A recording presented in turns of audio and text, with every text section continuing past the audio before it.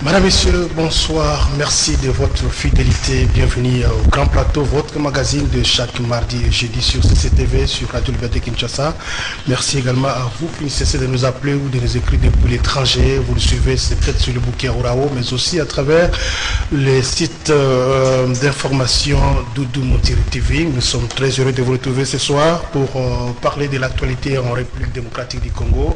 Et vous le savez, l'actualité reste dominée notamment par la question des inondations, l'insécurité à l'est du pays, les inondations à travers quelques villes, notamment ici tout récemment dans la ville de Kinshasa où on a parlé de plus de 40 morts suite à des éboulements dus à une forte pluie qui s'est abattue dans les jours passés. Nous allons donc en parler dans cette émission. Vous avez également appris ensemble avec nous la nouvelle relative à la décision de la Cour pénale internationale sur le dossier subornation des témoins. Contrairement à ce qui s'est dit peut-être dans les réseaux sociaux, Bemba ne va pas revenir à la prison. Il est là, la Cour a juste répondu à son dossier. Mais nous allons en parler dans cette émission. Nous allons également parler des revenus sur l'élection du rapporteur adjoint du bureau définitif de l'Assemblée nationale, sans oublier la dernière restructuration ou la mise en place ou le réaménagement au sein du secrétariat national du mouvement de libération du Congo. Pour parler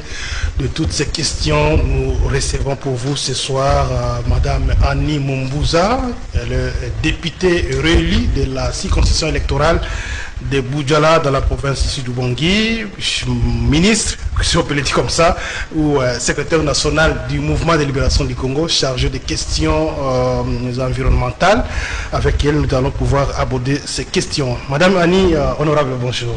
Bonjour, merci. Merci d'avoir répondu surtout à notre invitation. Et c'est votre première participation dans cette émission Les Grands Plateaux. Oui, c'est à moi de vous remercier parce que c'est vous qui me donnez l'occasion de me faire connaître, n'est-ce pas? Et de parler sur les questions sensibles qui touchent la population. Et étant donné que moi je suis la représentante de cette population-là, si vous me donnez cette occasion de parler pour elle, moi je ne trouve pas d'inconvénient, c'est à moi de vous remercier. Voilà. Député réélu de la circonscription électorale de Boudjala, oui, parmi les mieux élus oui. De la circonscription électorale, ça vous réconforte? Bien sûr, bien sûr. Vous avez été honoré par les électeurs. Jean Médard, ce n'est pas une surprise pour moi parce que pendant tout le mandat passé, je suis restée en cohésion ou à communication, à communion plutôt avec ma base. Donc ce n'est pas une surprise pour moi parce que je me sentais déjà réélue avant les élections. La population était parfaitement d'accord avec moi, avec mon parti politique, avec l'idéologie de mon parti politique. Donc moi je ne m'inquiétais pas, à part les surprises que la Cour nous ont réservées. Mais j'étais toujours à l'aise, comme nous disons dans notre parti politique, avec Dieu nous vaincrons. J'avais toujours cet espoir-là que, quelles que soient toutes ces turbulences-là, je vais vaincre toujours parce qu'avec Dieu, nous vaincrons. Voilà. Alors, sans polémique, en 2011, on a dit non, elle a été élue grâce à nous. Bon, certains d'entre vous, hein, vos anciens collègues du parti ont prétendu dire dans l'opinion, si elle a été élue, c'était grâce à nous, mais maintenant en 2008, vous êtes retrouvés seuls. Et oui, vous avez opéré quel miracle pour être réélu? C'est vrai que vous avez tout l'air de la confiance de la population. Chaque chose a son temps. Hein? Moi, je pense que chacun a sa façon de voir les choses. Ceux qui ont dit que j'étais élu grâce à eux, bon, ça, en fait, c'est leur droit de dire, mais la réalité, c'est une autre. Sans polémique. C'est quoi les relations maintenant entre vous et vos collègues, vos anciens députés, vos anciens frères? Je fais allusion par exemple à Jean-Lucien Boussa, votre ancien collègue du MLC de l'époque. Aujourd'hui, bon, c'est vrai qu'il a changé de camp politique, de bord politique. Mais c'est quoi les relations? C'est un frère, il reste un frère. Nous sommes de même contrée. Il est ministre, je suis député national. nationale. C'est tout. Il n'y a pas, je ne sais pas comment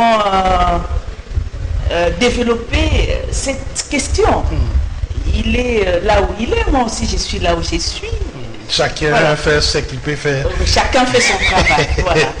Alors, il faut signaler également l'opinion. Vous êtes parmi les députés qui ont vraiment y apporté un apport significatif dans le travail médiatique. Vous avez vos propres frères soutenu votre président national en installant 2 stations locales de Radio Liberté dans le territoire de Boudjala. Félicitations à vous au nom de la direction générale de CCTV. Merci Jean Médard. Tu sais, la vision du président de mon parti politique qui est Jean-Pierre Bemba Kombo, l'ancien vice-président de cette République, dans sa vision, c'était aussi la communication, que la communication soit aux portées de tout le monde, de tous les Congolais. Alors, moi, ayant compris cette vision, j'avais dit... notre leader n'est pas là. Il était là où il était, vous savez, il était à CPI. Je m'étais dit, qu'est-ce que je peux faire pour ne fût-ce qu'accompagner cette vision-là. Je n'avais pas beaucoup de moyens, mais avec le peu que j'ai recevé, j'avais trouvé important que mes électeurs ou ma base de Boudjala puissent avoir aussi une bonne communication, des bonnes informations, surtout des informations de qualité et des vraies. Et des vraies, je dis bien mes mots, il faut bien m'écouter. Des vraies informations, puisque vous savez, l'information a un impact dans la société, n'est-ce pas? L'information instruit, l'information forme, l'information informe, n'est-ce pas? Alors, si la population est mal formée, elle est mal informée, elle est également, comment dirais-je, elle n'a pas de bonnes informations, voilà, c'est une population qui va être perdue, n'est-ce pas? Puisque on a dit en d'autres mots, comment dirais-je, manque d'information ou l'ignorance tue, n'est-ce pas? Donc l'information est très importante dans la population, au sein de notre population, que ce soit à Boudjala ou dans tout Congo en général. Et ces deux stations que vous avez installées, c'est vraiment au service de toute la population. Ce ne sont pas seulement les militants du MLC. Justement, ces stations ne servent pas seulement à la population du MLC, ça sert également à la population, à toute la population de Boudjala, même les territoires environnants. Cette population est aussi informée par la Radio Liberté qui est installée à Boudjala. Donc une information variée, c'est pas une information sélectionnée. Tu sais, Jean Médard, moi je suis communicologue de formation. Je sais ce que c'est l'information, je sais ce que c'est les médias, n'est-ce pas? Donc quand je donne l'occasion à mes électeurs d'avoir les informations, c'est-à-dire ce sont des bonnes et des vraies. Donc je ne peux pas, parce que c'est moi qui ai installé cette radio, je dois imposer ma vision. Non. La vision de mon leader qui est Jean-Pierre Bemba est d'informer la population, de former la population et surtout avec des bonnes et des vraies informations. Voilà, l'espace démocratique. C'est comme ça la Radio Liberté. Merci beaucoup, Madame Annie Mumbunza, députée nationale réélue de la circonscription électorale de Boudjala dans la province du Sud-Oubangi pour le compte du mouvement de libération du Congo. Votre parti, le mouvement de libération du Congo, mieux le président de votre parti, Jean-Pierre Bemba, venait donc de procéder à la restructuration ou réaménagement au sein de l'équipe du secrétariat national. Comment avez-vous accueilli cette nouvelle ou cette nouvelle mise en place? Oui, pour moi, c'était une bonne nouvelle parce que on attendait une nouvelle mise en place. Il a décidé de mettre en place la nouvelle structure que nous tous, nous devons respecter. Donc, j'en profite de l'occasion pour le remercier de m'avoir reconduit au même poste. Je crois si on continue à te faire confiance, c'est parce que tu es considéré aussi aux yeux du chef, n'est-ce pas? Donc, je profite de l'occasion pour le remercier de m'avoir conduit au même poste. Voilà. C'est quoi peut-être les défis pour la nouvelle équipe au regard des enjeux actuels de notre pays? Nous avons beaucoup de défis, parmi lesquels nous devons nous faire attendre, n'est-ce pas? Nous devons nous faire attendre, nous devons nous faire comprendre, n'est-ce pas, par la population. Puisque le combat n'est pas MLC. Le combat, c'est le Congo, n'est-ce pas? Nous, président Jean-Pierre Bemba avait lutté pendant plusieurs années pour qu'il y ait le changement dans ces pays. Ce n'est pas pour qu'il y ait le changement au sein du MLC, non. Pour qu'il y ait un vrai changement dans ces pays. Donc, les défis que nous avons, c'est nous faire attendre que les Congos nous écoutent, que les Congos acceptent notre projet de société, que les Congos tout entier nous accompagnent. Voilà les défis que nous avons. Alors, l'actualité, c'est aussi les dossiers relatifs, le dossier subornation des témoins au niveau de la Cour constitutionnelle, où la Chambre d'appel venait donc de confirmer la peine de 12 mois, et puis d'une amende de 300 000 €, telle que prononcée au niveau de la première chambre de cette instance judiciaire internationale. Est-ce que c'est une nouvelle, c'est une déception pour le cadre du MLC? Comment vous avez appris cette nouvelle tombée hier dans les après-midi depuis la haie? Bon, moi je trouve, je pourrais dire que la déception c'est de la part de faibles. Moi j'ai un esprit fort. Tu sais, Jean Bédard, ça n'engage que moi. Permets-moi de dire que ces procès, je l'ai toujours trouvé politique ou politisé, sur plan national ou international.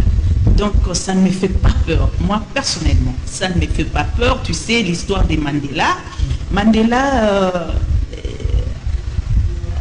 devrait faire une prison à perpétuité, n'est-ce pas?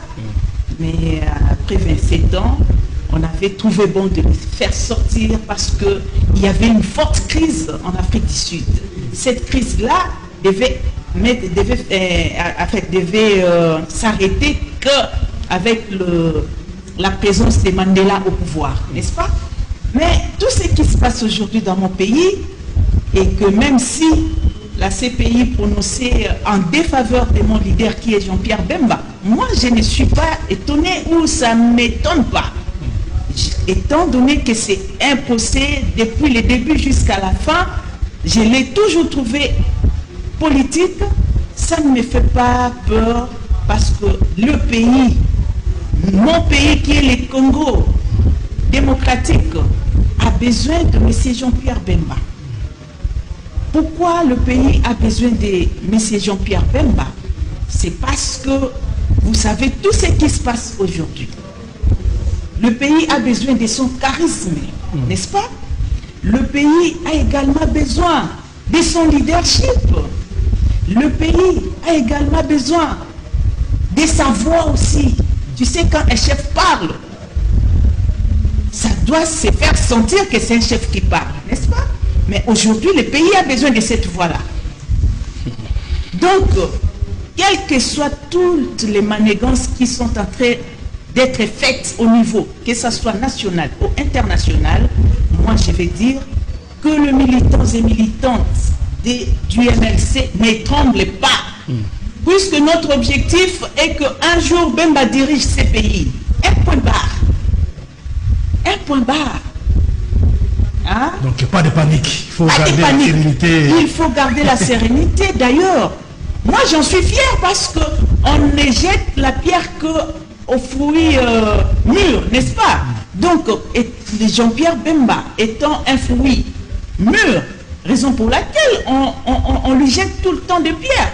Moi, ça ne m'étonne pas, ça ne m'étonne pas. Donc, au contraire, j'en suis fier. Je sais que mon leader a de valeurs, que si aujourd'hui il met tout ça au service de sa nation, donc il y aura un vrai changement. Donc, moi, je ne tremble pas. Alors, merci. On va passer maintenant à un autre point. On va peut-être aborder la dernière partie qui sera consacrée à Lingala pour permettre aussi à tous les militants de bien vous suivre. C'est aussi l'élection du rapporteur. Hein. Vous avez gagné quand même la bataille au niveau de l'Assemblée nationale. Ça n'a pas été facile. Je sais qu'au départ, à l'interne, vous étiez aussi parmi les candidats hein, à la candidature. Oui. Mais finalement, c'est le MLC qui a remporté la bataille. Oui, Jean-Pierre, Jean Médard, excusez-moi. Évidemment, j'avais la vision d'être candidate aussi au poste de rapporteur adjoint pour bien servir aussi les pays. Mais écoute, notre combat, ce n'est pas un combat d'une seule personne. Notre combat, quand je dis notre combat, c'est le combat du MLC. Le combat du MLC, ça concerne tous les militants et militantes du MLC. Moi, mon problème est que le MLC gagne. Si le MLC, comme le MLC a gagné, mais moi je m'en réjouis. Je m'en réjouis parce que c'est mon parti qui gagne finalement. N'est-ce pas? Ça aurait pu être une déception si non, votre parti avait perdu. Ce n'est pas une déception. Non, s'il avait perdu, mais maintenant qu'il a gagné. Oui. Si le parti avait perdu, là, ça aurait été une déception. Hein? Ça aurait été vraiment une déception. Mais comme le parti a remporté, moi, je ne trouve pas d'inconvénient. D'ailleurs, j'en suis fier. Parce que ma vision est que le parti gagne. Alors, le parti gagne dans toutes les instances. Alors maintenant, cette élection semble vous avoir apporté un peu de mésentente au sein de l'opposition parlementaire. Non, discours moi, je du trouve, côté moi, je ne trouve pas peut-être très bon à l'égard du MLC. Je trouve que cette division-là ne concerne que les gens de l'opposition sans vision. Hein? Ne concerne que, écoute, je pèse bien mes mots, hein? Ne concerne que les opposants sans vision. Mais la vision comme telle au sein de l'opposition, c'est pour conquérir le pouvoir et de changer les choses, n'est-ce pas? Donc, c'est lui qui va dire que c'est une déception, il va changer sa vision. Ah là, ça ne concerne que lui. Jusqu'à ça veut dire que le MLC aurait comploté avec ça, le FCC, ce ne sont que les gens de mauvaise foi. Ce ne sont que les gens de mauvaise foi. Même si c'était un autre parti qui avait remporté cette élection, il serait toujours élu par la voix de la majorité aussi. Personne ne peut se faire élire dans ces bureaux sans l'appui ou le soutien de l'autre côté. Non. Là-bas, ce n'est pas question de... non, c'est les députés qui élisent, n'est-ce pas? Ce sont les députés qui ont choisi Jacques Lungwana. Ils l'ont choisi. Pour le reste, il s'agit tout simplement de la manipulation. Non, c'est juste de la manipulation. Ce sont les gens de peu de foi. Ce sont les gens qui ne comprennent pas vraiment ce qui doit être fait, n'est-ce pas? Donc, moi, je ne trouve pas de convenant. L'opposition reste unie. L'opposition continue à faire son combat qui est le changement réel de ces pays. Hein? Donc, c'est lui qui va s'égarer pour dire que non, parce qu'on n'avait pas on n'avait pas retenu ma candidature ou on n'a pas voulu voter pour moi, je vais m'écarter. Ah ben ça, c'est son problème. Ce combat n'est pas personnel. C'est le combat que nous menons, c'est un combat qui concerne toute la République. Alors, un petit mot par rapport aux inondations, notamment dans les Sud-Oubangi, où vous êtes élu député précisément dans le territoire de Boudjala. Votre territoire qui serait également touché par ces inondations, mais on n'en parle pratiquement pas dans les médias. Quelle est la situation actuelle au niveau de votre territoire? Avant de parler des autres territoires, l'Ibengezongo, où on entend quand même que les ministres des Affaires humanitaires seraient déjà sur le terrain. Mais est-ce que chez vous, à Boudjala, la situation se présente comment?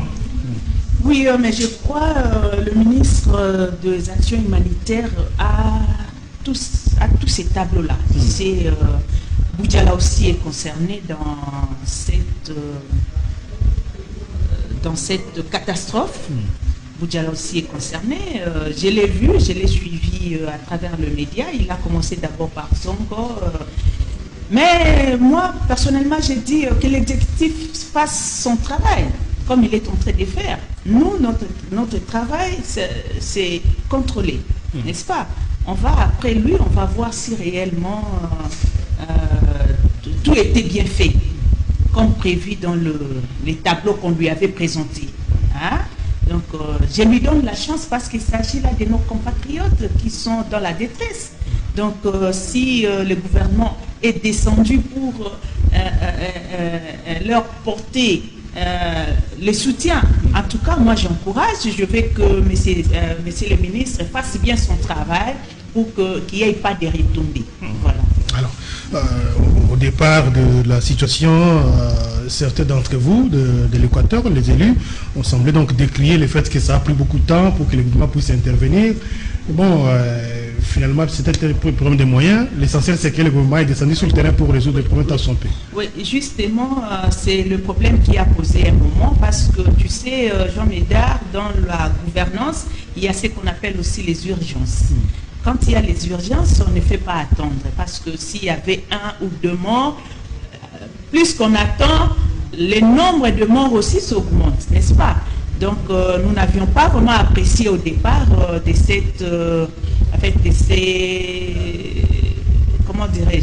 ces lenteurs-là. Mais finalement, le gouvernement est descendu pour répondre à nos préoccupations. Donc, on attend son retour. Voilà, le dernier cas, c'est celui qui s'est passé ici à Kinshasa. Oui, c'est qui vient de se passer ici à Kinshasa. Plus de 40 morts. Ça fait très mal au cœur. Que faire au-delà de cette catastrophe? C'est vrai, on parle des éboulements, mais c'est une situation qui se répète peut-être chaque 2-3 ans.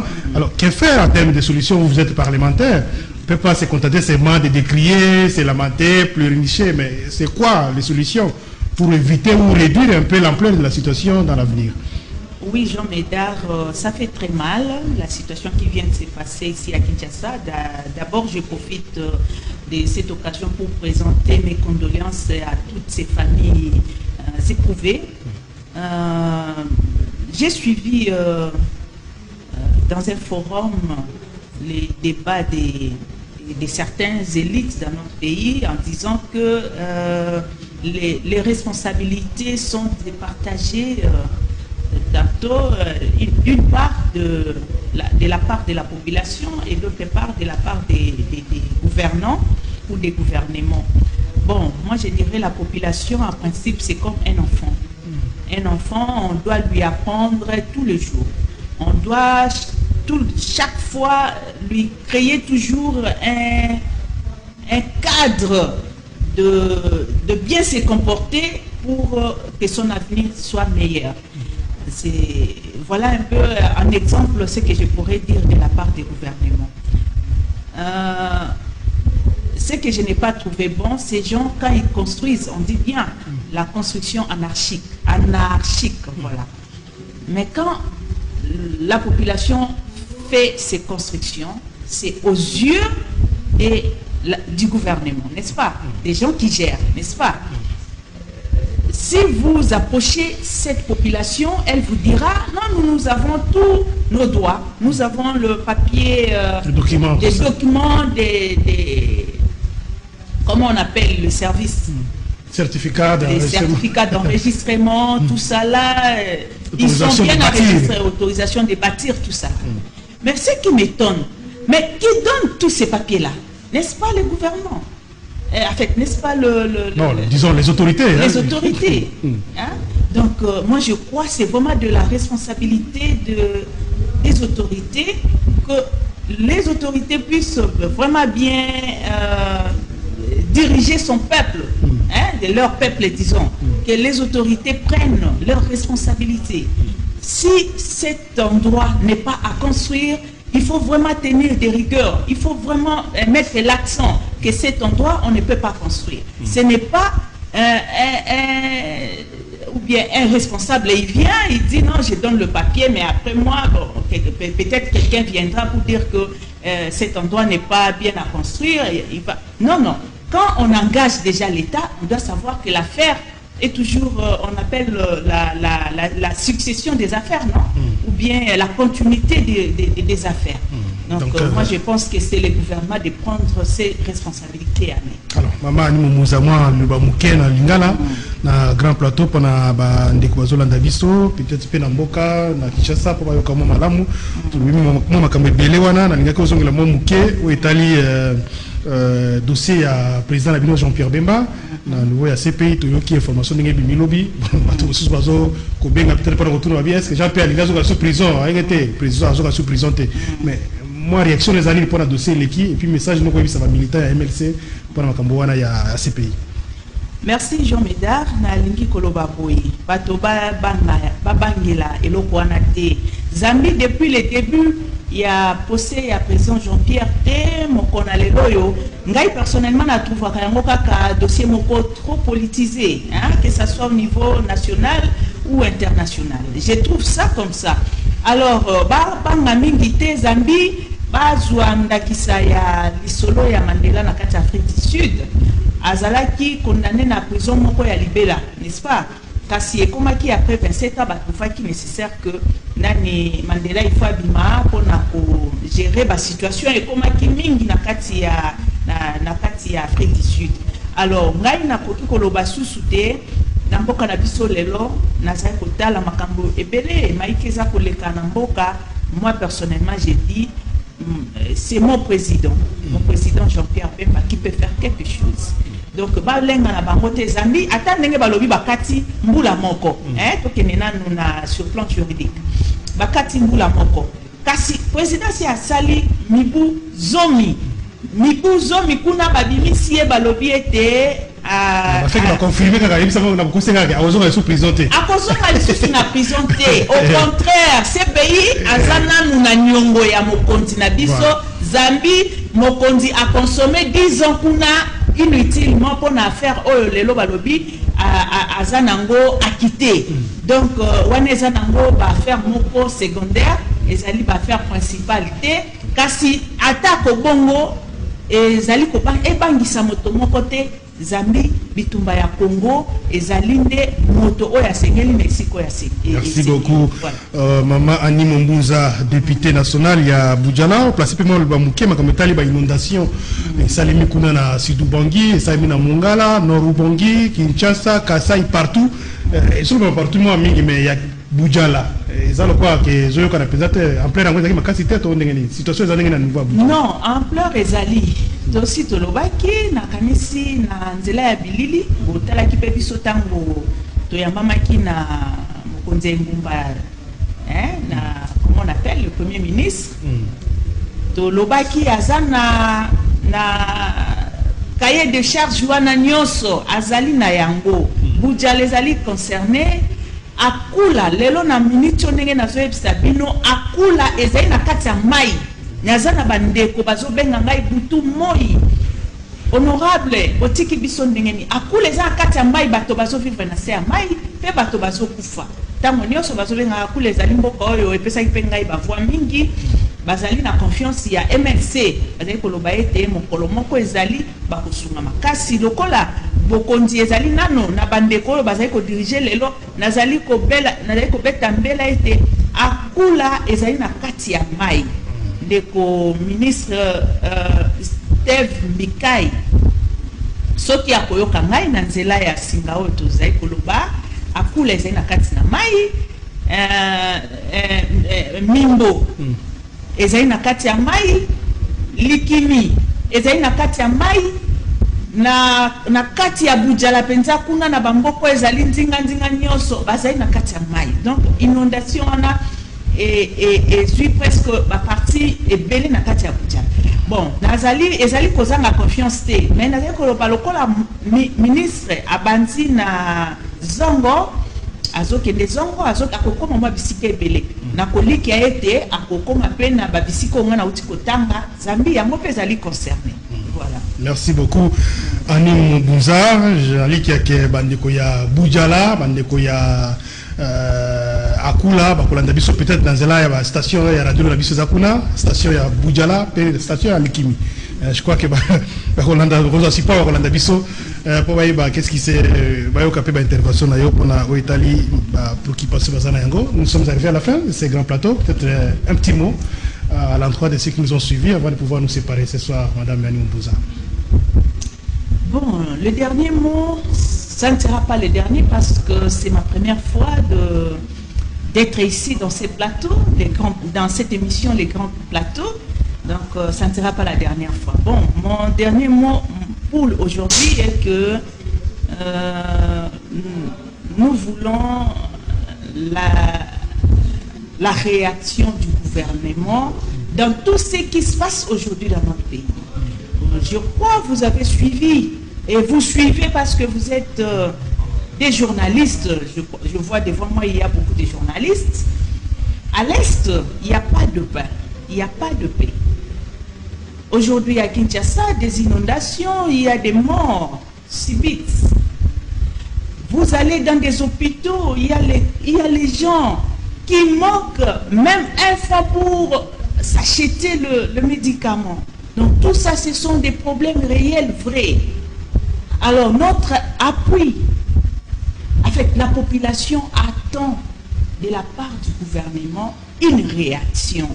Moi, tant que la représentante du peuple, je viens faire ces cris que la population veut vraiment un changement sur tout le plan.